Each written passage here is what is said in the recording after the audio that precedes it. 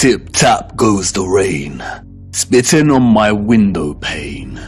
Drip-drip from the trees, sodden, earthy and soggy leaves. Splosh, splash, puddle pools, jumping on their way to schools. Onomatopoeia, the formation or use of words that imitate the sounds associated with the object or actions they refer to. The property of a word of sounding like what it represents. Water has many. The interdependent relationship between water and sound is so fundamental to our connection and understanding of water. The rain patters and drums, the waves roar, the brook murmurs and whispers, the puddles of mud squelch, that it is intrinsically woven into the very linguistic code of our language. Many have explored the powerful connection between sound and water. We have Masaru Emoto and his study exploring the impact of sound on the molecular structure of water. We have those that like to play around with cymatics. There is Peter Davey, a saxophone player who invented a device that boils water with sonic waves. The innovative use of sound coupled with water seems to have no end. So much so that in recent times, biologists are discovering that ultrasonic water can even treat the most resistant of infections and heal wounds at rapid pace. And in a future where electromagnetism was harnessed with the utmost innovation, water, sound and frequency had to have a major role to play. And of course it did. They wanted us to know that it did. And not just the water here on Earth. They were telling us to look up and above. They wanted us to know that what they had achieved right here on Earth was only possible because they had studied what existed above. In the beginning, God created the heaven and the earth was without form and void, and darkness was upon the face of the deep, and the Spirit of God moved upon the face of the waters. And God said, "Let there be light," and there was light. And God said,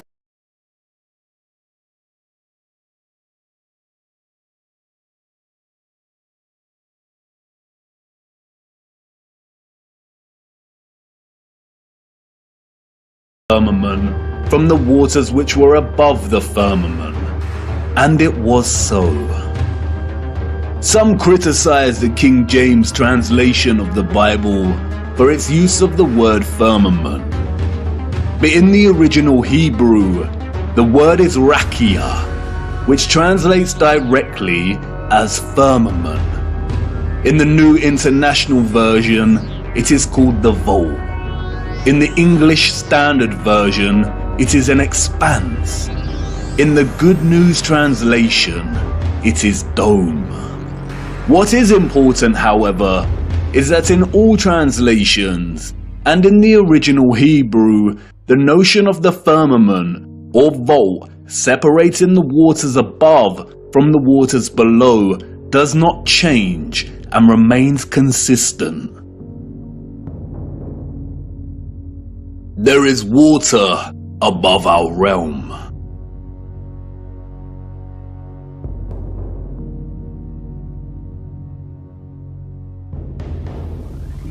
The telescope is an interesting instrument, both at once an apparatus for discovery and simultaneously a weapon of deceit. There are two primary types of telescope, the refractor and the reflector. A refractor uses an objective lens, usually a convex lens, and a reflector utilizes a single or a combination of curved mirrors to reflect light and form an image. Many reflector telescopes use either a concave mirror or a parabolic mirror. This is what a reflection looks like in these mirrors. The eyes we were born with, and which we see the world through, are convex lenses. We do not witness the world through curved mirror reflections. This is Jupiter as seen through a reflecting Newtonian telescope. And despite the slight spherical distortion caused by the reflected mirrors, this is still not what NASA has shown us. Your mind immediately sees a planet because you have been programmed since birth to associate an image like this with the notion of a planet. Just in the same way you associate the moon with a ball of rock by default.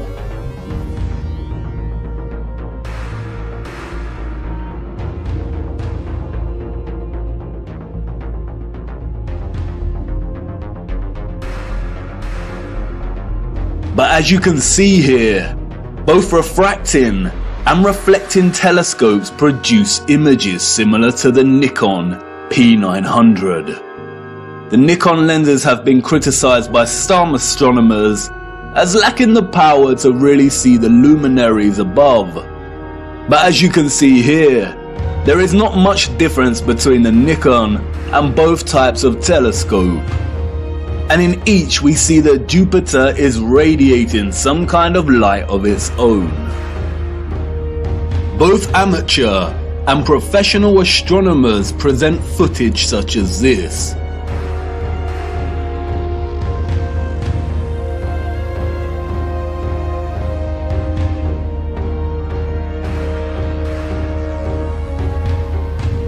But look what happens next.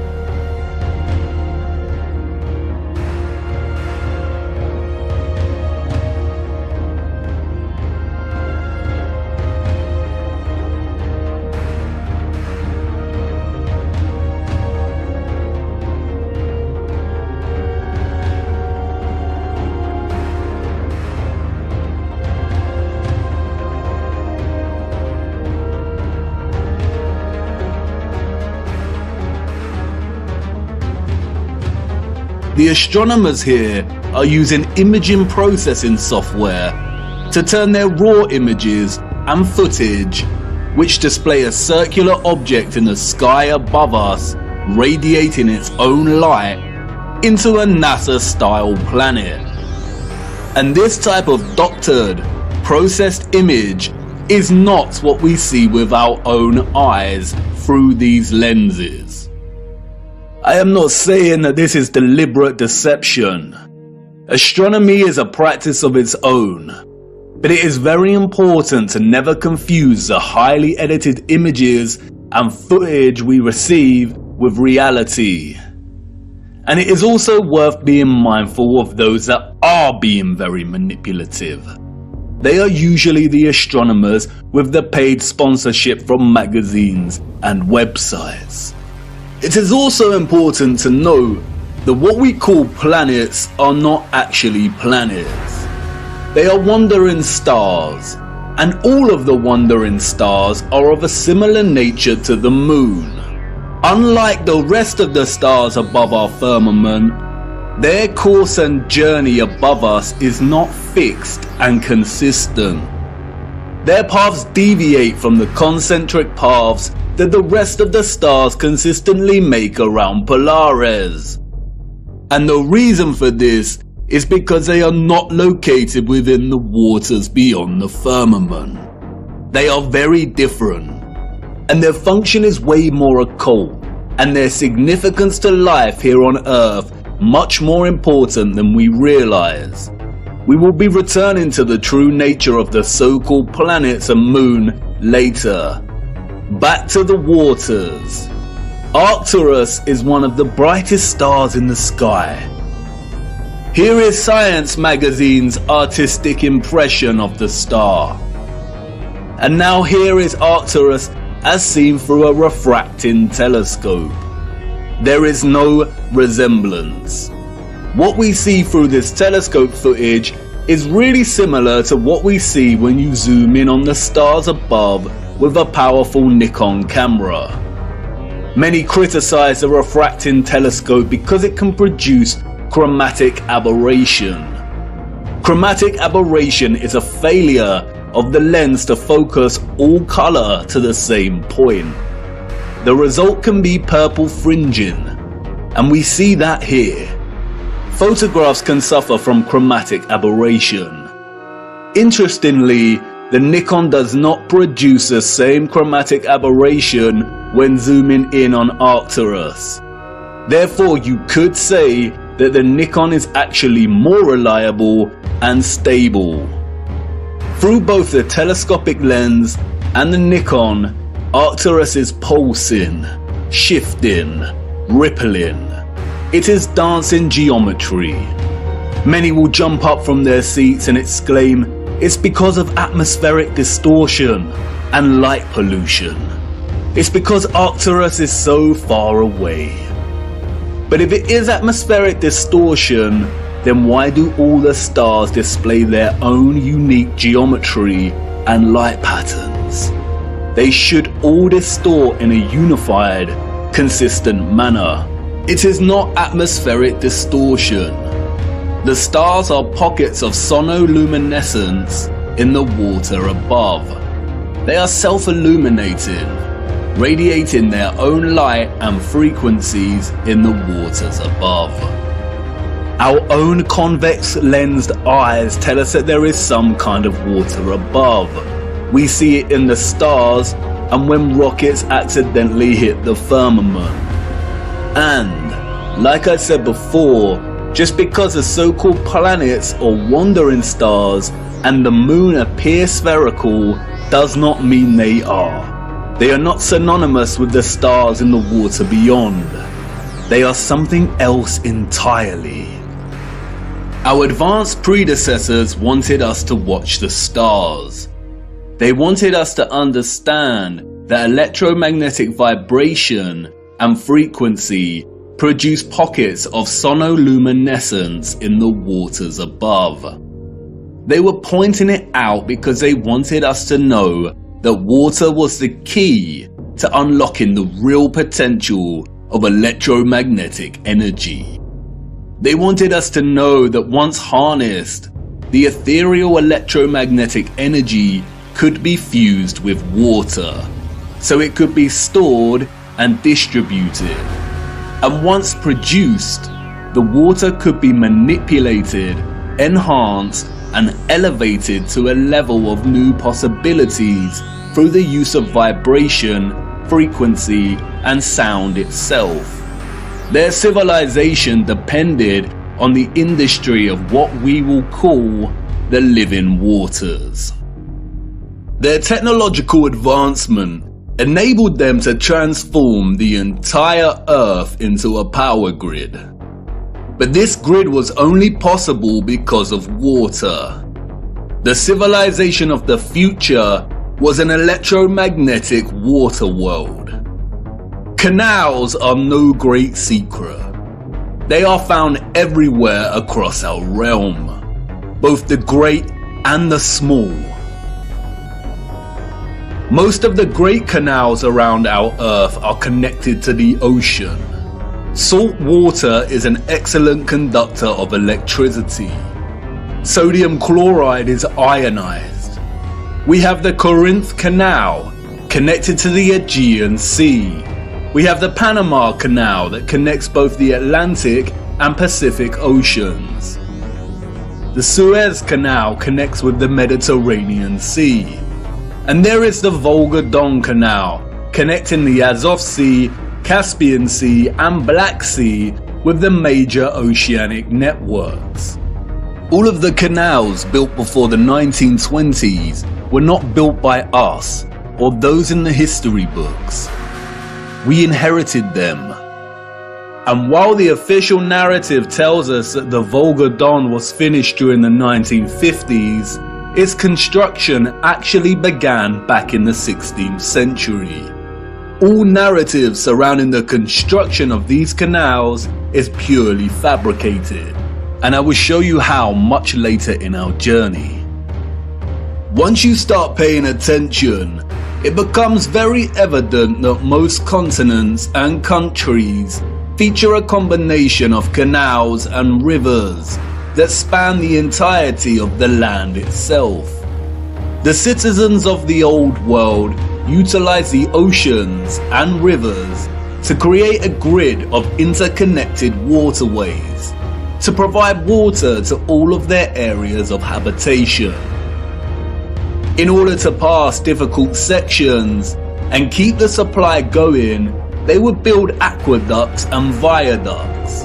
Sometimes these were constructed with the purpose of energizing the water as it passed through and into different areas, and that is why many were designed with symmetrical archivolt structures. The Romans did not build these structures. The entire infrastructure of so many cities found across our realm are designed around canal systems. Look at Amsterdam from above. The precise geometric grid lines here are not roads, they are canals, and the sole purpose was to supply water from one area to another. The water was stored and manipulated for a variety of purposes in reservoirs, water towers, pumping stations, cisterns, and other structures. The water also functioned to provide necessary balance. A complex grid of electromagnetic production, distribution, and consumption would generate a lot of heat and magnetism. Water provided not only a balance of diamagnetism, but also ensured the entire grid did not overheat. When looking at all the magnificent generators and other instruments of power from the old world, we can always find water nearby or the remains of water storage. Sometimes this is hidden primarily underground. Many do not realize that many so-called Victorian cisterns and reservoirs run very far under a lot of our cities, and other times it is a central characteristic feature of these structures. An example of which is what the controllers have redesignated as castle moats. The electromagnetic water grid was not just an energized version of what we are already familiar with in our cities and towns. It was much, much, much more. It was way more magnificent, impressive, and futuristic than we could even imagine. The grid was connected to central, bigger power stations, or what is more appropriately termed star stations. Sometimes these were isolated stations, and other times they comprised entire cities. We are going to have to fly to a higher altitude for this. I need to show you. Hold on tight now and keep your eyes open. Look.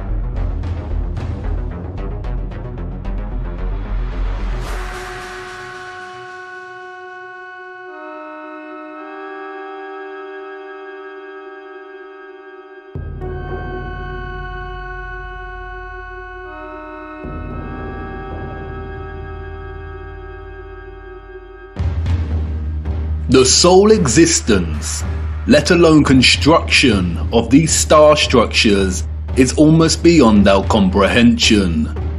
As you saw, they are found everywhere across our realm, with undeviating geometric consistency. A wondrous impossibility.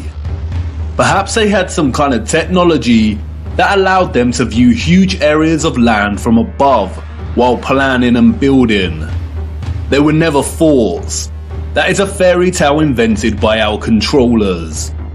The stunning geometric precision and symmetry of the star structures would most likely have functioned to enhance the power of the generators and to etherize the water, or turn the water into living, energized water.